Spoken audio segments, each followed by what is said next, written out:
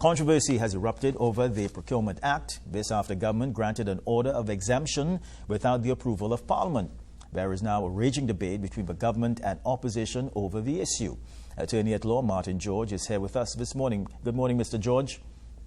Yeah, hi. Good morning to you, Marlon, and good morning to all your viewers on TV6, and good morning, Trinidad and Tobago. Yeah, and Mr. George, we do appreciate you joining us whenever you are called upon to do so, because I know it's early in the morning, so thank you very much for that. But let's speak about this controversy, and if you can, let's break it down in its simplest form so that everyone understands what is happening. So that's the question. What is happening here? What is all of this controversy about? Well, it appears that, of course, we know the Procurement Act itself had a tortuous history because for the longest while it has been enacted as a law. However, it has never been proclaimed. It wasn't proclaimed. So it's a 2015 piece of legislation. It was then amended in 2020. Right, and finally, in 2023, it was proclaimed. So it's something that the parties have been talking about. Everybody has been speaking about it in principle, but it appears that no one wants to bell the cat in that regard. Because as we recognize, the lack of a proper procurement regime is the root cause of so much corruption, and it opens the door for so many contracts to be issued without proper regulatory oversight. So it really is a vital piece of legislation if we are to begin to start to clean up Trinidad and Tobago and to pull back the profligate spending that has occurred in the past. And what about this exemption granted? Right. In terms of this particular issue, what is interesting is that it appears that initially the legislation seemed to want to speak to a negative resolution if you have to grant exemption. So in other words, you could just simply say, well, okay, look, by negative resolution, we can do so. However, that was changed, and it actually requires the affirmative resolution of Parliament. So in other words, you must now get a positive response from Parliament. In other words, there must be a majority vote in favor of any exemption that is to be granted. Now, from what I have been seeing coming out of the responses from the government side is that they spoke of the urgency and the expediency of this scenario. But that cannot be a proper explanation at all in the circumstances. Because, Marlon, what's the point of having procurement legislation to prevent the very thing that occurred here, if it is that you are going to say, well, this one was really urgent, so we had to sidestep the legislation or bypass the legislation or ignore the legislation, because that's what it almost amounts to. So there can be no excuse for this. And then what makes it even more egregiously abusive is when you look at the fact that this here is listed to be running for 3 months. And then you speak of it as dealing with issues where there are visits from foreign dignitaries, world leaders, or, conferences of a regional nature, that kind of thing. So what are you suggesting? That after 3 months, we will never need to have any such conference or any such, meeting of regional leaders? It makes absolutely no sense. So yesterday at a news conference, the Finance Minister Colin Imbert said, had the government not acted in the public interest, the country could have offended several of its global partners. He also believes that if the exemption wasn't done, there was the potential that the country could have been embarrassed. Yeah, but man, that's poppycock. You don't wake up today and then decide, well, you are hosting a CARICOM Heads of Government Summit tomorrow. You must have some advance notice. You must have some, preparation and plan before such an event occurs. So therefore, I wholeheartedly reject that explanation as, being a basis for any sidestepping of the legislation, because the point is, what then are we to do if it is that you are allowed to sidestep the legislation? Let's not forget, for instance, the scenario which occurred where a fire truck went over a precipice in Maracas, and the cost to recover the fire truck turned out to be, they said, more than 10 times the cost of buying a new fire truck. And that again was, justified on the basis of expediency and emergency. So that's the exact type of thing we want to put a stop to. So there's no excuse in the government on this. I'm sorry, with the greatest of respect. Yeah. You cannot at all say that you are so poor in your planning and in your advanced preparation for something as important as the 50th anniversary of CARICOM. What, you didn't know that it's going to be the 50th anniversary? Come on, that means you had 50 years advanced knowledge. Come on, it's absolutely ridiculous. And I ask the citizens of Trinidad and Tobago to really stand resolutely in opposition to any such flaunting of the regulation or the law in the future, because the point is there's absolutely no use in us having procurement legislation on the books if you are allowed to circumvent, sidestep, or avoid its implications, and each time you just simply say, well, this time it was urgent. No, that cannot be the reason or the basis for it at all. Let's pick apart. Parliament sometimes sits till midnight if necessary for urgent matters. Let's pick apart the minister's statement. He also said the decision to sign the order of exemption was not done in isolation, but as a result of cabinet deliberation and advice from the Attorney General. Well, but the point is that is, an exercise in sophistry with the greatest of respect. Because the fact is the regulation requires the affirmative resolution of Parliament. It doesn't say that you just go to the cabinet and you get advice from the Attorney General. If that's the case, then what's the need for having the affirmative resolution from Parliament? It's there in the legislation, clear as day.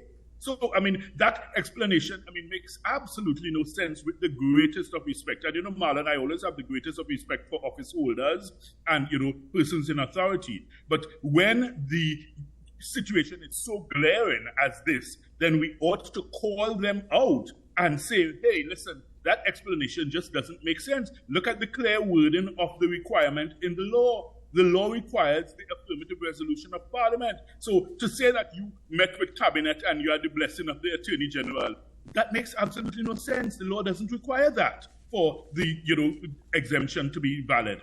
Yeah. What about this other part of his statement? He's now calling for at least 2 amendments to the procurement legislation, including allowing the government to act in unforeseen situations subject to future ratification in Parliament, and introducing a minimum threshold so that less costly matters are not caught up in an unnecessary bureaucratic process. And the question would then be, from 2015 to 2023, that's 8 years from when the law was on the books to when it was proclaimed, right? You had every opportunity to consider the implications, consider any such amendment. Why is it only now after the fact? So in other words, after the event has occurred, after you have basically circumvented the law, now you're saying, well, we think the law should be amended. Come on, you should have made that point before and said, well, hey, listen, there might be urgent circumstances where, and in those situations that I would still suggest you could have an emergency convening of Parliament. You could do it by Zoom, you could do it by video conferencing. Come on, we can make use of the technology that we have, and you can have an emergency sitting of Parliament and say, hey, listen, we need to vote on this, we need to get the approval. So I still don't accept those explanations with the greatest of respect. And I always maintain that respect for office holders, Marlon, because, at the end of the day, we need to maintain that respect for our institutions. But that respect doesn't mean that we are exempt from calling them out in circumstances where it appears that their explanations just do not make sense. We always have to remember the Privy Council case, the 1936 Privy Council case of Ambad versus Attorney General, which said justice must not be a cloistered virtue, And what Lord Atkins said there, he said that, they must also be subject to the respectful, though outspoken views of ordinary persons. So in other words, even though you are sitting there and Parliament is the highest lawmaking body in the country, you must still be subjected to the views of the ordinary man if it is that they do so respectfully. And that's why I always say, I respect these office holders. However, if it is that we find areas of disagreement, we must be free to say so and to speak so candidly. But, Mr. George, are there any repercussions for the government because of this exemption? Well, Marlon, I mean, you know the answer to that. We're in Trinidad and Tobago. What repercussions are we speaking of? If you understand me, the way we are so polarized as a nation politically, I mean, the thing is, most of the diehard supporters of each party will sanction, bless, and, approve of anything their party does if their leaders tell them, well, look, we had to do this because of emergency, because of expediency, because of the circumstances. So therefore, in terms of repercussions, there really are none that you can look at this point. But the point is we therefore have to ensure that the topic engages public discussion and that persons in authority, persons who are objective, persons who are seeking the best interests of Trinidad and Tobago come out and speak out against it so as to be the vanguard of democracy and to ensure that we are vigilant, because the price of freedom is eternal vigilance, Marlon. And that's where the media plays a vital role as the fourth estate in this country. And I think that talk shows such as this, the work you do, is so important for Trinidad and Tobago because it shines a light on the dark corners and the dark secrets of what goes on behind closed doors of governance and upper levels of society. Well, I'm seeing that this morning that the Daily Express is reporting that former Attorney General Anand Ramlogan's law chambers has initiated legal action against the Attorney General Reginald Armour and Finance Minister Colum Imbert over this issue. Well, they are challenging the validity of the legislation, the legal notice 206 that was issued. And I think that there are very good grounds for making such a challenge. But the point is, still, again, you see, the question is, when you ask about repercussions, at the end of the day, remember, it's the taxpayers who are footing the bill. So, in other words, even if you get a judgment against the, the Attorney General and the Minister of Finance, the fact is that whatever judgment, whatever payment has to be made comes out of the taxpayers' monies. So, therefore, there really is no repercussion for the government in the circumstances. All they do is they go to court, and if they lose, they say, all right, okay, well, we'll pay. But the point is, it's from the taxpayers' monies that they pay. But how do we prevent a similar situation such as this from occurring in the future? Well, the thing is, Marlon, I think what we have to do in Trinidad and Tobago, we have to get to a level of maturity as citizens, as, stakeholders, as nation builders, where we are always on top of these scenarios and where we are able to speak out regardless of your political flavor, your political persuasion. In other words, you have to reach that point of maturity. There are some other countries where people have reached that level. Look at what happened in Netherlands over the weekend, where the Prime Minister had to go and tender his resignation to the King of the Netherlands because his coalition had fallen apart and he recognized that he could not, hold it together anymore. So we have to reach that level of maturity in Trinidad and Tobago. And that's why I say shows like this, where we raise the level of discourse, because we are a land of humor and rumor and old talk and bacchanal, and that's fine. That's part of life. But at some point, we need to address serious issues and have that conversation with the public so that persons can weigh in on it and say, hey, listen, even though that might be your political party or, or the other political party, if it is that it's a valid point, then it's a valid point. If it's something in favor of Trinidad and Tobago, then it's in favor of Trinidad and Tobago. And we have to be able to make that distinction and that differentiation to be able to say, hey, listen, regardless of whatever, we must put country first before party. And I think once we start doing that, we will then see a better Trinidad and Tobago for all of us. Why has this piece of legislation been such like a hot potato over the years? We're just seeing it being thrown all over the place. Why is that? Why is there such a delay? Because, Marlon, it goes to the root of, say, for instance, the Piarco Airport scandal. Just think of that. If there was proper procurement legislation then and the rules and regulations were followed, then that whole imbroglio could never have occurred. It goes to so many other scandals we've had in Trinidad and Tobago. We've had scandals in WASA, we've had in TSTT, we've had all over the place, if you understand me. So let's understand that's why it's such a hot potato issue, because in other words, if it is that it is rigorously followed, then we will see a decline in the corrupt activities that have occurred.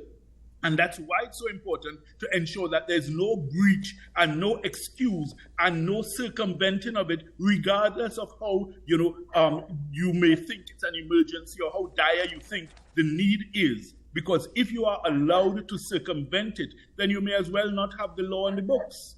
Yeah. Mr. George, I want you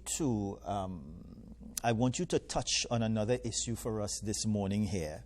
I forgot to tell you in advance. I just hope it doesn't end up like the exemption. I'll do this regularly, that's fine. But I'm seeing also in the Daily Express this morning, you wouldn't be afraid of this issue to speak on it. But I'm seeing where Attorney General Reginald Armour said yesterday, the issue of bringing back bail amendments is being examined by a study group. As I said, I've just put this on the plate. You have any thoughts on it? Well, the thing is, you see, remember the first attempt with the Bail Amendment Act, they had the sunset clause. All right, so it was put in effect, it was, implemented, and then, of course, the sunset clause kicked in. To come back with it now, unless you know that you have the support of the opposition, then it really is, basically an exercise in word games or word play, because you are making it appear, well, look, yes, we're trying to do something, but, of course, then you go on the political platform and you say, well, we wanted to bring it back, but the opposition didn't support it, and then, of course, the roles are reversed if the parties change, if power changes hands, and then, their positions change accordingly, all right? But the thing is, the Bail Amendment Act, of course, it seemed to have some effect, maybe not as effective as we would have liked or we would have hoped for. However, at the end of the day, we require that level of maturity on both sides, as to whether this is something that is going to help with the runaway crime situation or not. And if it's going to help, then let us agree and let us implement it.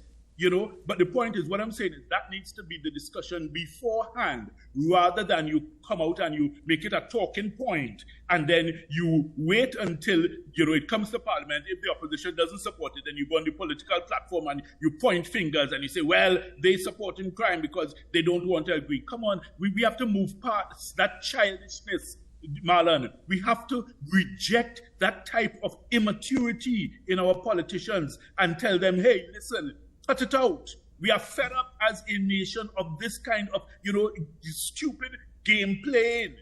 If it is that we all agree that this is something that is going to assist in the fight against crime, and if it is a vital tool, then we must call upon all politicians on all sides to say, hey, listen, let's get this legislation on the books. And you move forward. Mr. George, with the greatest of respect, thank you very much for speaking with us this morning, sir. As always, you gave us much food for thought. Have a wonderful morning. Thank you. You too, sir. Bye for now.